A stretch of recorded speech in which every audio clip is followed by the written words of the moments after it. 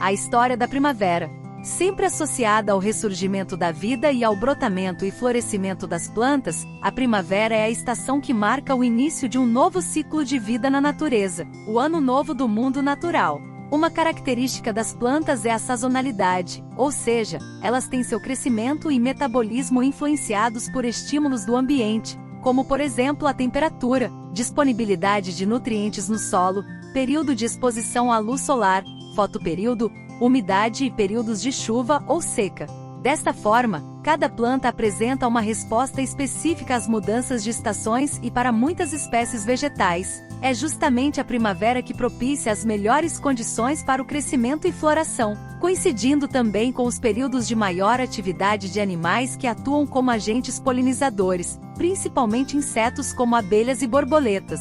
O desenvolvimento de uma flor exige um grande empenho metabólico por parte da planta, e como as flores são os órgãos de reprodução, o florescimento acontece perante as melhores condições do ambiente que propiciem a perpetuação da espécie. Todas as formas de vida são sincronizadas com os ciclos da natureza e as plantas são extremamente eficientes em distinguir mudanças sutis no ambiente e reagir a elas. Para um grande número de plantas, a diferença de luminosidade entre dia e noite influencia a produção de hormônios vegetais, responsáveis pelo crescimento, floração, amadurecimento de frutos e senescência, por exemplo.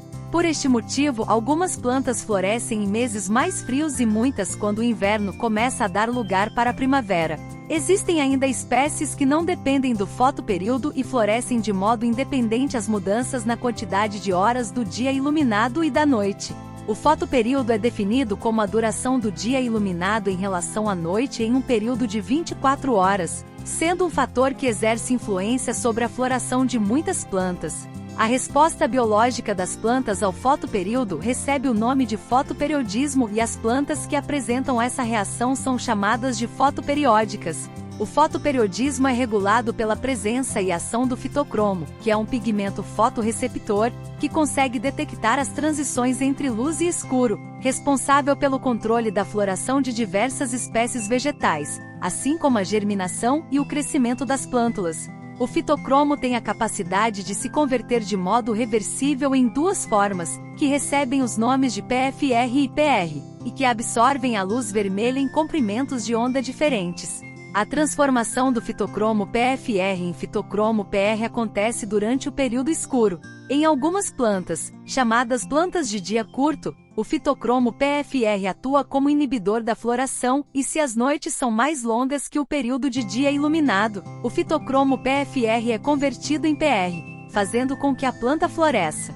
Por outro lado, nas plantas denominadas de dia longo, o fitocromo PFR induz a floração, e a planta floresce quando o período de escuridão é mais curto. Muitos pesquisadores preferem utilizar os termos plantas de noite longa e plantas de noite curta, uma vez que o fator determinante está relacionado às horas contínuas de escuridão. Primavera significa primeiro verão, palavra derivada do latim primavere.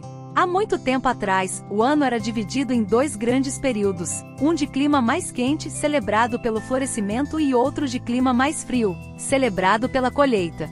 Foi somente a partir do século XVII que o ano passou a ser dividido nas 4 estações que hoje conhecemos: a primavera, princípio da boa estação, o verão, tempo da frutificação, o outono, tempo de ocaso, e o inverno, tempo de hibernar.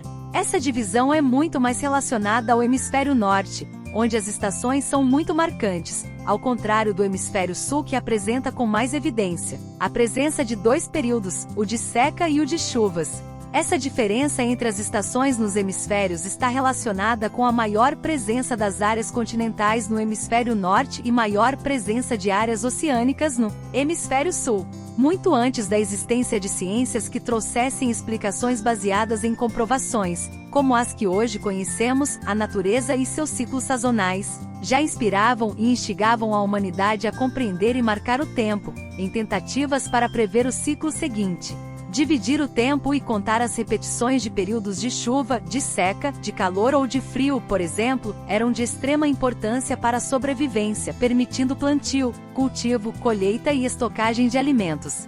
Olhar para o céu e se guiar pelo movimento aparente do Sol foi o princípio da criação dos primeiros sistemas de contagem do tempo, originando os primeiros relógios de Sol, que são os mais antigos instrumentos conhecidos para marcar a passagem do tempo ao longo do dia. Sua criação foi possível através da observação do ciclo do Sol e da variação da sombra dos objetos. Os primeiros relógios de sol conhecidos são monumentos de grande proporção construídos com grandes blocos de pedra bruta, por civilizações da Babilônia e do Antigo Egito. Os monumentos megalíticos marcavam posições do movimento aparente do Sol em dias específicos, indicando, por exemplo, o último dia do inverno, em marcações bem precisas das mudanças de estações, solstícios e equinócios.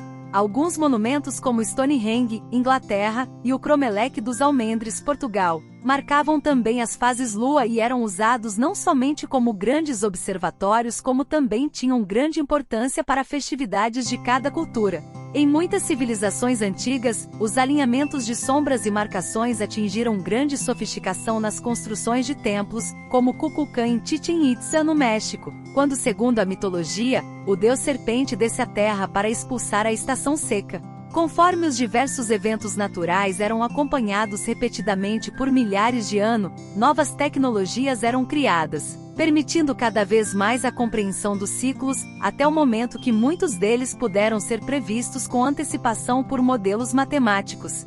Diversos calendários foram criados para contar o tempo e marcar os dias, baseados no movimento do Sol, nas fases da Lua ou ambos. A posição das estrelas também foi muito importante para povos antigos, como os egípcios, que acompanhavam cada amanhecer no horizonte até que a estrela Sírius, então chamada Sotis, deificação de Sotis ou Sopdet, a deusa da fertilidade do solo, ficasse visível pouco antes do Sol aparecer.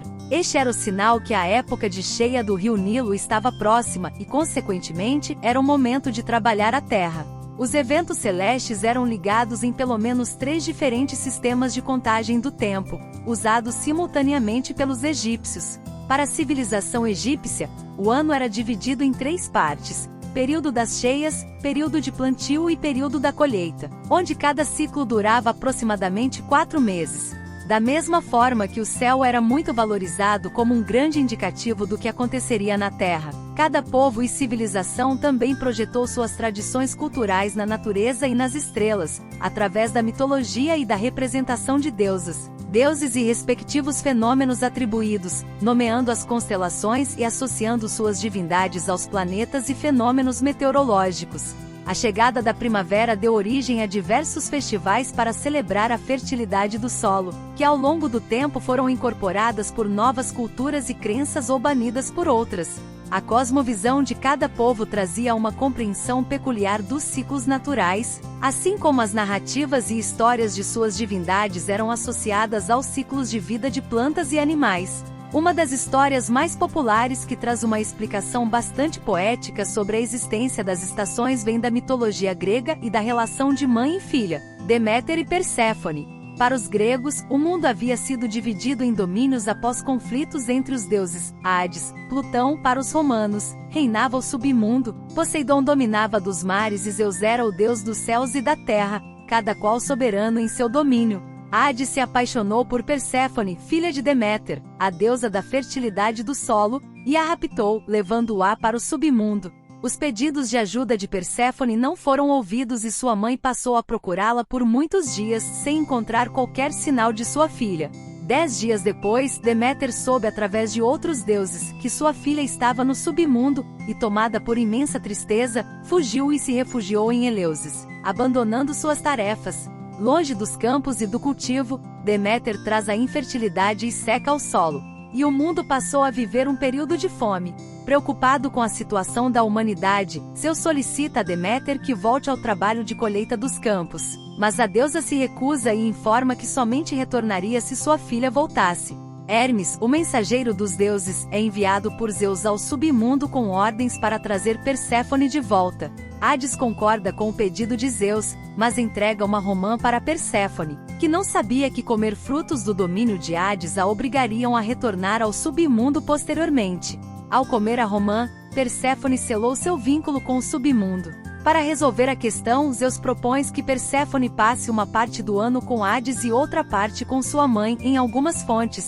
O período equivale à metade do ano, ou um terço deste. Quando Perséfone retornava ao submundo, sua mãe traz a infertilidade à terra, em demonstração de sua tristeza, que só é substituída pela alegria do reencontro com sua filha, trazendo de volta a fertilidade dos campos, a primavera. Para os romanos, a deusa Ninfa-Flora representava a força da natureza, capaz de fazer as árvores e jardins florescerem.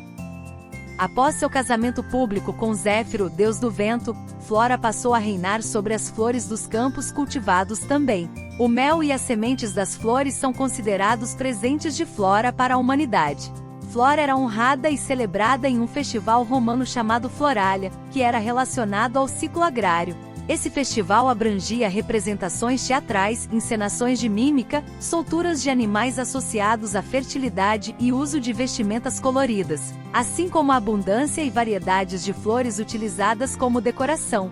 Segundo a astronomia, o equinócio é definido como o instante em que o Sol, em sua órbita aparente, vista da Terra, cruza o equador celeste, a linha do equador terrestre projetada na esfera celeste, fazendo com que ambos os hemisférios da Terra sejam igualmente iluminados pelo Sol. A palavra equinócio tem origem no latim aequus igual, inox noite, indicando ser o momento no qual o dia é iluminado e a noite tem a mesma duração. A inclinação do eixo da Terra em relação à sua órbita ao redor do Sol que propicia os ciclos diferentes de noites mais longas e dias mais curtos em um hemisfério, e noites mais curtas e dias mais longos no outro hemisfério. Em 2 momentos do ano, os equinócios, esses períodos são igualados. Em 2023, no hemisfério sul, a primavera terá início a 03:49h do dia 23 de setembro. É tempo de resgatarmos nossa conexão com a natureza, de olharmos para a natureza com admiração e respeito, de recuperarmos nosso pertencimento aos ciclos que também nos regem e aproveitarmos essa data para iniciar uma nova relação com a vida do planeta.